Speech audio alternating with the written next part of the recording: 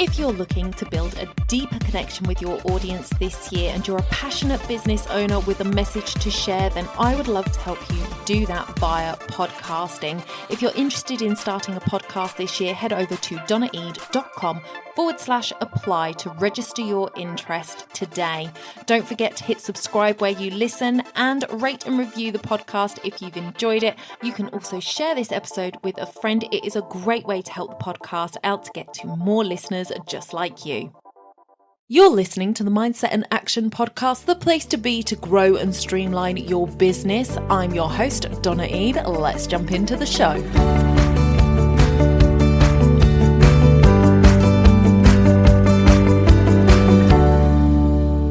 The most valuable thing you can build is an audience.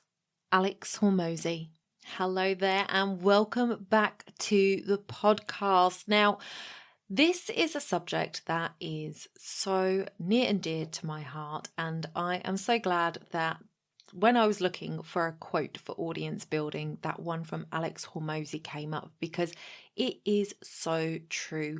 Building an audience is the foundation of your business. And for me, this is one of the key pillars of this podcast. So I wanted to do an episode dedicated to the power of audience building. So if you are new to business, if you have been in business for a while, audience building is something that is an ongoing thing in the entirety of your business. If you want to keep your business going, you've got to get new eyes, new ears, new people in listening to what you've got to say and understanding why you are the perfect person for them to work with. So today we're going to be talking about audience building. We're going to look at the foundations of it for business success. We're also going to look at the role podcasting has in being an effective audience builder. We are then going to talk about harnessing the power of community and engagement. So you may well hear Twinkle in the background. She is not behaving herself today, that's for sure. So my apologies. You will often hear entrepreneurs talking about audience building. What does this actually mean? When we talk about audience building, we're talking about bringing in people who may well buy from us in the future and bringing them into our world so that we can connect with them on a regular basis. Now, there are many ways to build your audience, but one of the strongest and most powerful ways to collect your audience in is your email list. I am 100% a believer that you should have an email list and you should keep that safe as houses. Download it regularly so you've got a copy of it, but make sure that that is kept safe.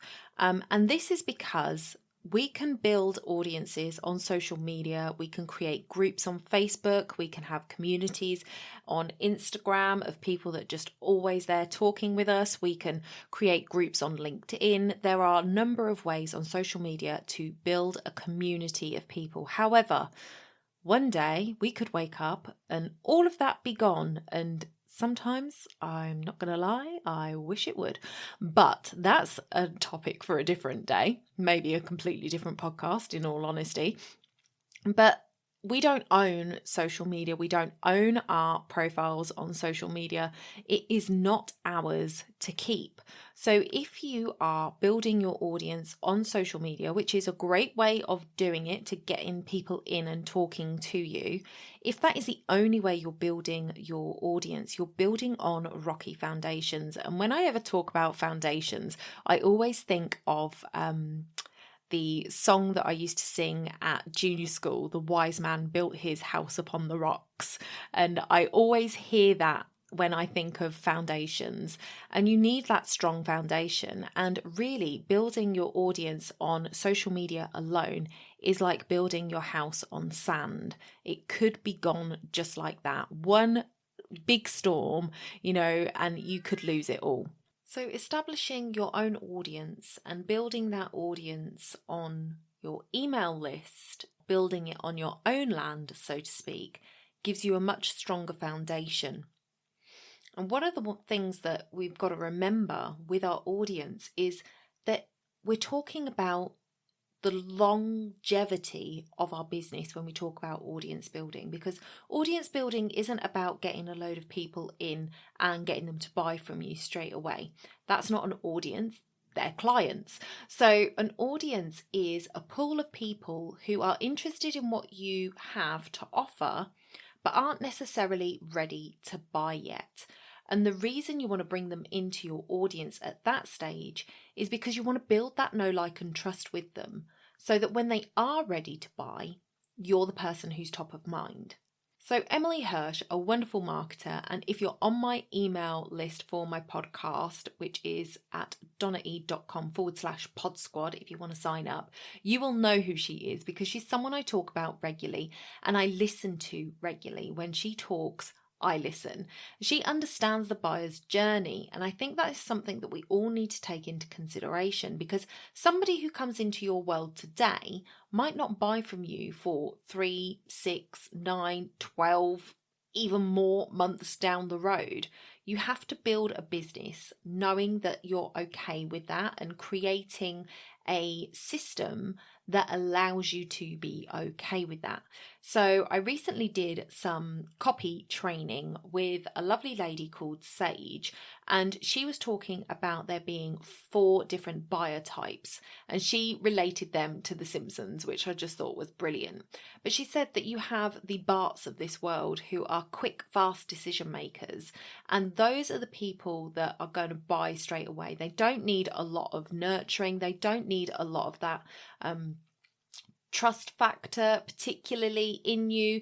If you are marketing right, if you're sort of being very transparent with what it is that you're doing and you're giving them a way to buy it, if it's something that they want, they're going to buy it. And so you need some Barts in your audience, because those are the people that are going to pay you in the interim while you're nurturing the others. And some of those other buyers are Marges, and Marge likes to have a deeper connection. So she's going to be on your list for a good while before she's going to buy. She's going to be one of those longer stay, maybe 12, 24, 36 month kind of clients. And that's me. I'm a bit of a Marge. I was on Amy Porterfield's list, listening to her podcast for probably about 4 or 5 years before I actually bought anything from her. Because I liked her. I wasn't necessarily thinking that what she did was something that I wanted to do, but I enjoyed listening to her. I enjoyed the people she had on her podcast. You know, I liked her freebies for building your email list and things like that. So I wasn't sure that her big program was going to be right for me. Or that I wanted to do my business the way that she did her business, but I listened to her for a long time, and when I was ready to take the plunge and I wanted to start building an email list, Amy is the one that I went to.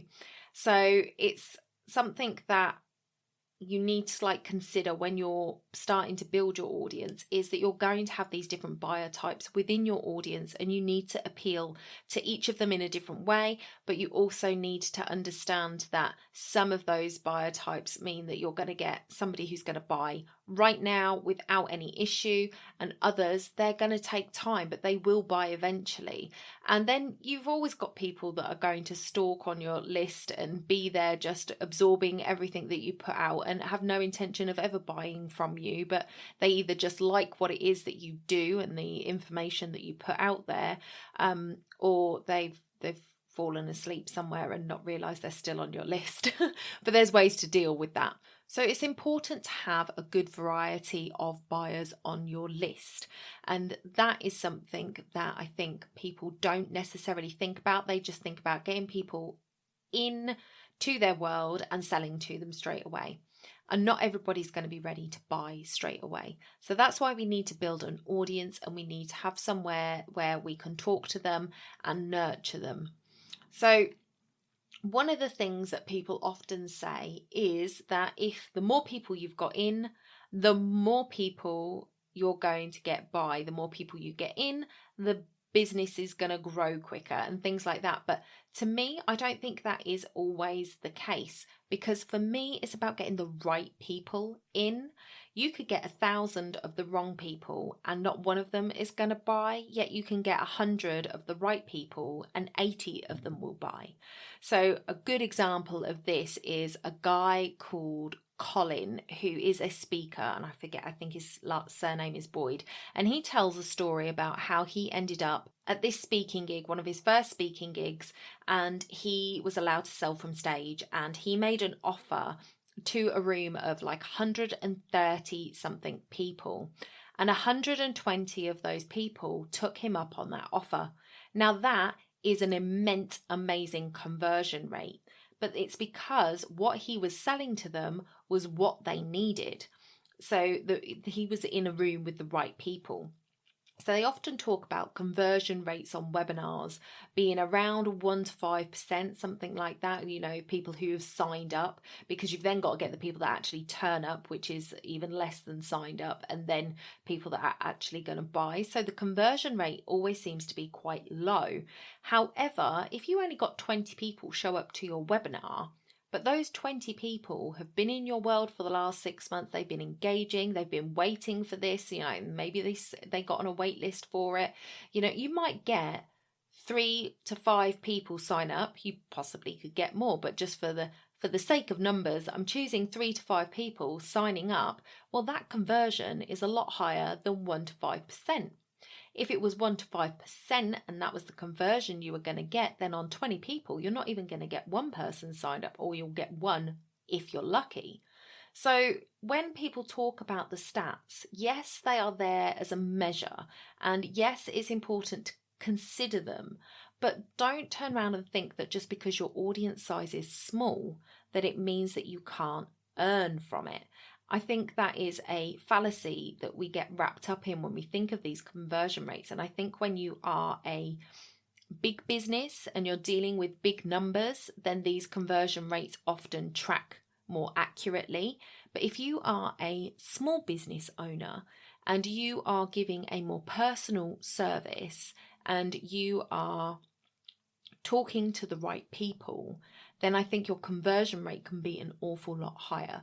So please don't get discouraged by those numbers. We want to build an audience, but we want to build an audience of the right people. There's no point at all in spending money on Facebook ads or LinkedIn ads or Google ads just to get lots of people on your list in the hope that they're going to buy from you. It is much better to nurture your audiences wherever they are, get them on your email list, and have them volunteer for that position. Because if people are volunteering to come on your email list, then they're already saying they want to hear from you and that they're interested in what you've got to say. So that is kind of the permission that you need to then move forward and sell to them as well.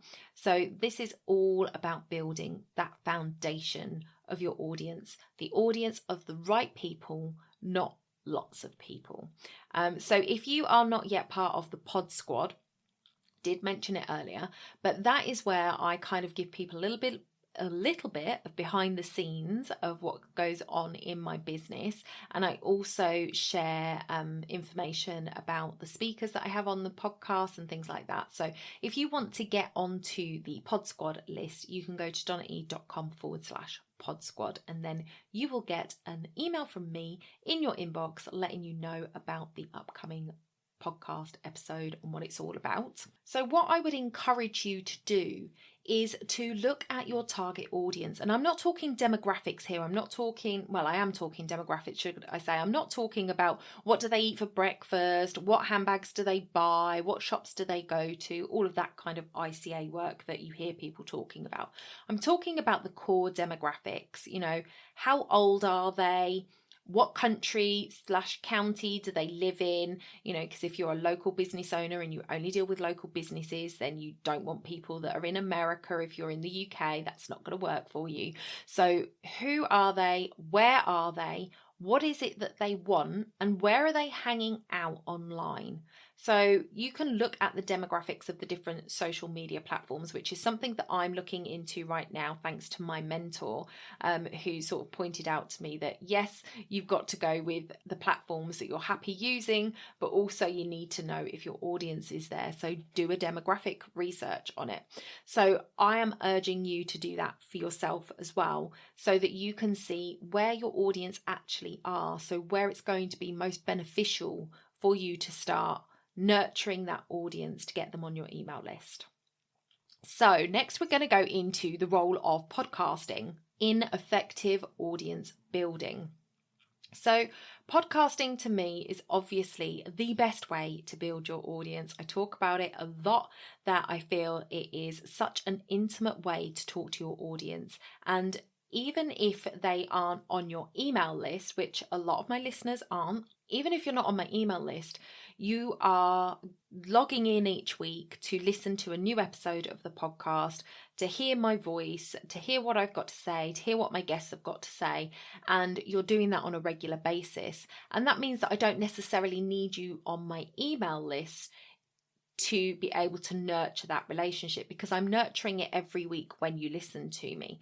So when it comes to offering or selling something, I can do that through the podcast and maybe get you on my email list from that, or get you into a Facebook group if I'm running a challenge, or get you to go to my website and sign up for whatever it is that I'm offering. So the podcast provides this way to connect with your audience that to me is a lot more intimate than any other method of communication. And that is because of the limited senses. It really is. It's so subconscious, but the limited senses that you use for a podcast, we literally use our ears and that's it. We can't hear, we can't see it, you can't taste it, you can't smell it. So it's just this one sense, and it is entirely focused on the voice of the podcast host / guests. And to me, that just up levels it, because when you are reading, you are using your sight, but you are also feeling, you're holding your tablet, you're holding your phone, you're also hearing, because when we read, we often hear a voice in our head, and there's the danger of that, is because you create this voice for the person that you're reading the blog of, and their voice and personality might not be like that at all, and then you have made it up in your head. Now, some people who are very, very good at writing can write exactly the way they speak in a way that makes you hear it the way they'd say it, and when that happens, that's also magic. But we're not all fantastic copywriters in that way.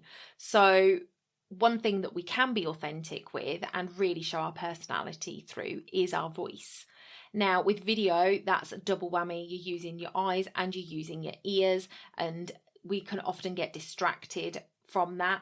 But we tend to be doing things that are really kind of a monotonous, repetitive kind of task when we're listening to podcasts: driving a car, going for a walk, mowing the lawn, washing the dishes. These are all like repetitive, automatic tasks that help us to actually focus on what we're listening to, because we are eliminating the other kind of distractions by doing something that we can do on autopilot, which actually helps to really solidify what we're listening to, which is just a bonus for podcasters. And in talking about all those areas that people can be in and the things that they can be doing, it makes podcasts so much more accessible, because they can literally do it anywhere. You can't read a blog or watch a video while you're driving a car, and you can't really do that while you're walking either. Both very dangerous things to do. Don't advocate it, don't do it. But people can listen to podcasts when they're in those situations.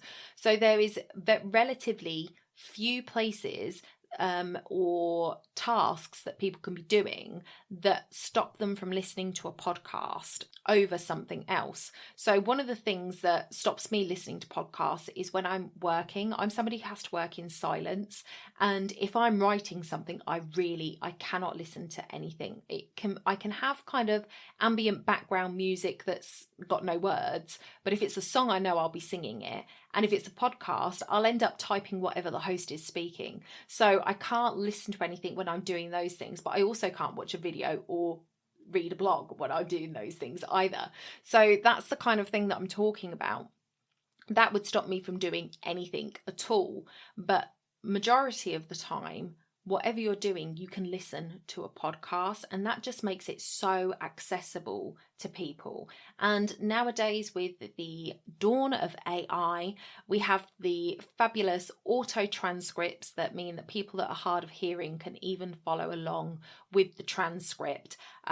or a blog post, you can get those auto-generated from your host as well. Well, I get them auto-generated from my host. I go in, I clean them up, I make sure that it makes sense, and that gives people who can't listen to the podcast access to the information within it.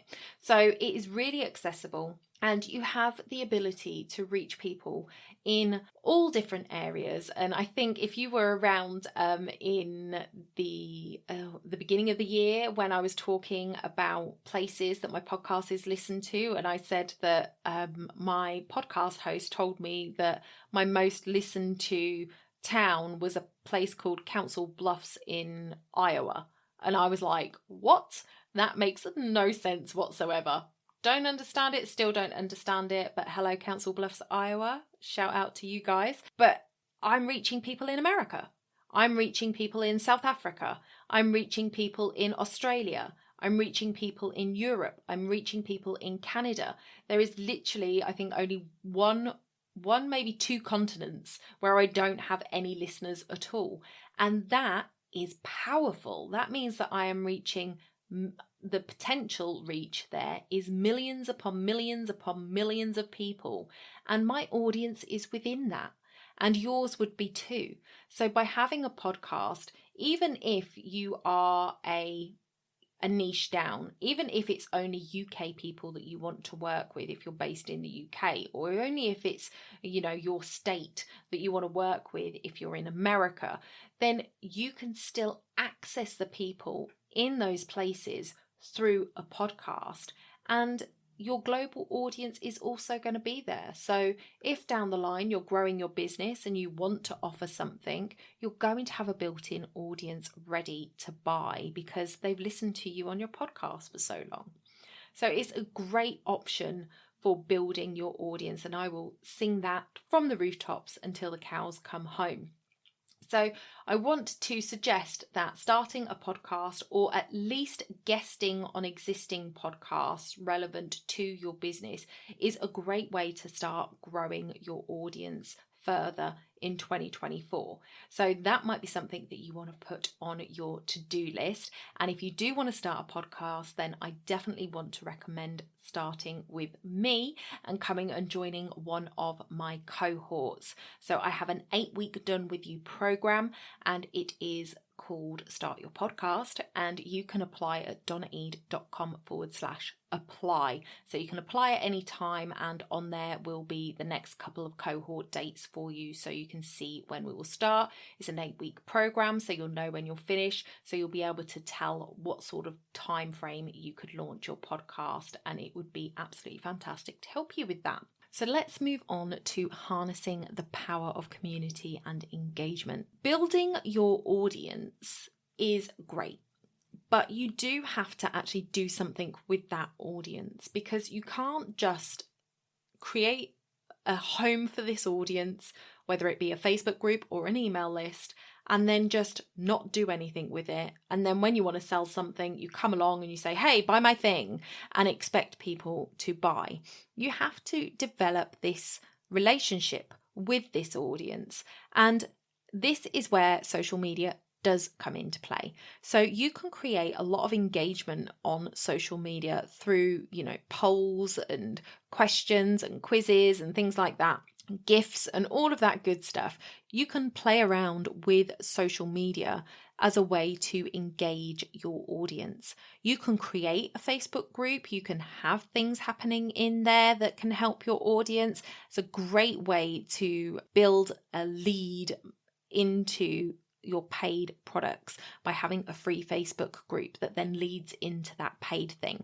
So you can build your community, you can build relationships between your audience so that, they know that whenever they go into your group, they're always going to see Sally, who's always in that particular group all the time commenting, so they can go and say hello to Sally. So they start building this relationship within the community with other members too, as well as you. And it is really important that you're there as well, because it's your community, and a lot of the people who come into it are going to be in there because of you. So you need to be quite present in those groups to actually get some traction with them.